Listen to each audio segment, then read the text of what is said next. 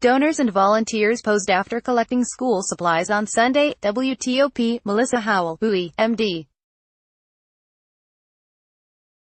Prince George's County Public Schools has kicked off its Stuff a Bus school supply drive as students and volunteers gathered to collect the supplies at Bowie Town Center Sunday.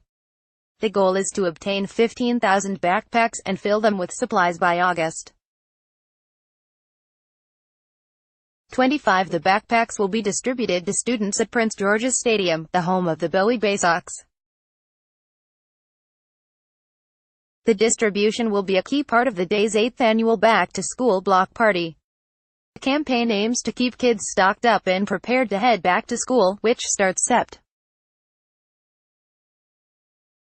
4. David Hardy and Chance Turner were among the group of students collecting supplies.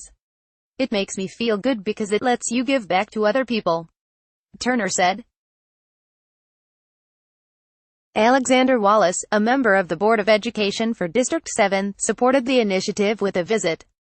"It's a great opportunity for the entire Prince George's County community to support the school system," Wallace said. Looking to help local students? Check out WTOP's guide on where to donate school supplies across the region.